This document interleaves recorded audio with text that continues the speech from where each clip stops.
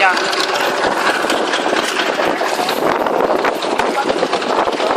Bên nào không rồi?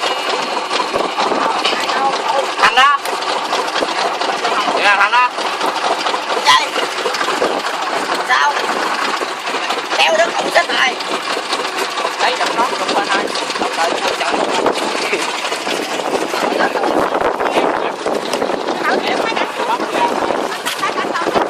Sao?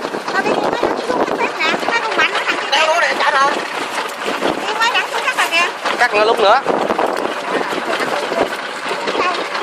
Cắt nữa lúc nữa gì ơi, không được gì ơi, cắt tay được gì ơi.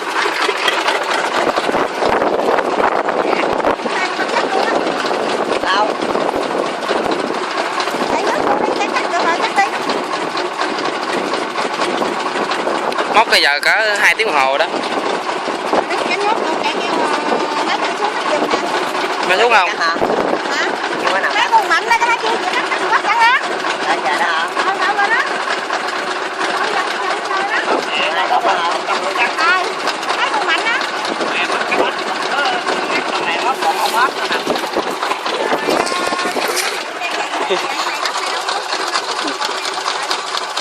Cái lúng. Hốt hả?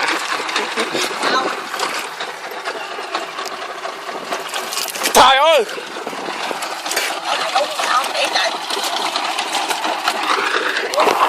Nãy ta đụng máy mặt ta luôn rồi nè. Nó văng vô mặt gì nó vậy.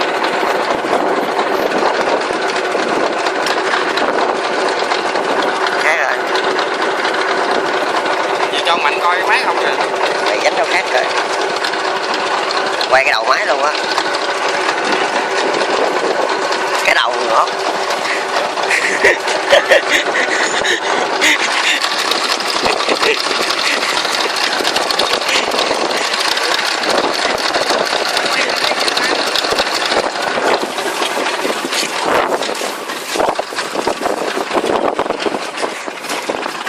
Mày bắt gắn hổ bắt cá trai à? Gặp số đồng á. Ở trong á. Đấy hộp này ai?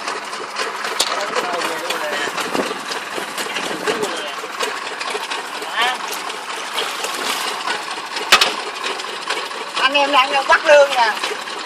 Có đang bắt gắn hổ mà bắt lương hả? Lương. Bắt lương rồi, cái đâu cái gì?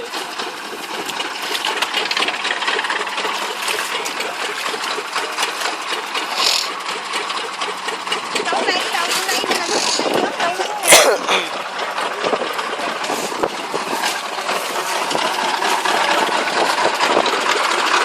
Quay về cho ông Mạnh coi. Hỏi làm gì mà mày cắt lâu vậy? Có bao đất cắt lâu vậy nè, máy không nè, đẹp quá trời đẹp rồi. Gì kêu gì? Kêu bán cắt nhé.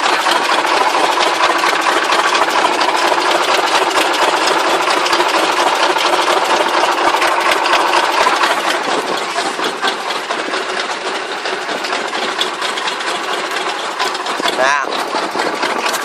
Đọt cảnh luôn ai đồng bằng đất không luôn kìa.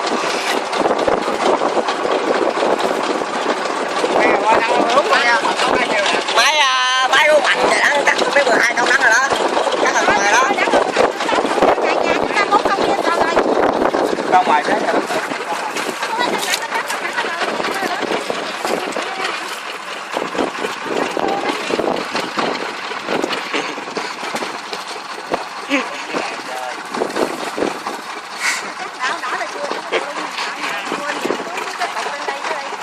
Má tàu. Lặn chẳng được gọi là. đây cái gì anh? Ơi, cái đậu đủ rồi. Má cái đậu lúc vô cũng gọt. Kéo coi nổi chưa? Hả? Cắt, chú chạy đi. Cháu hộp sốt nha.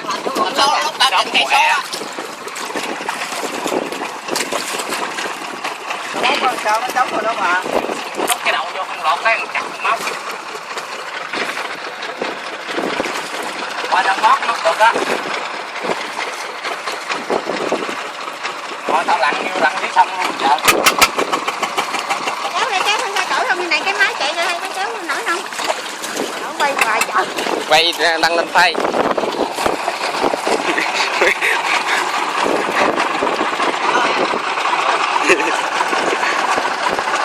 luôn, thấy rõ luôn. Phóng to thấy mặt bự luôn.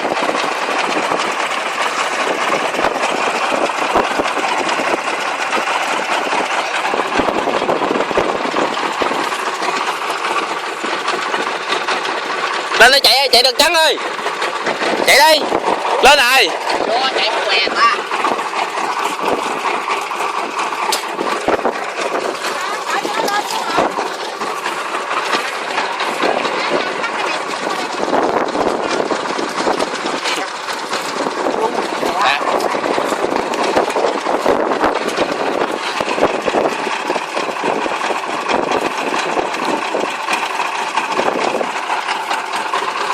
Lên đài má, giật cái đi. Được rồi.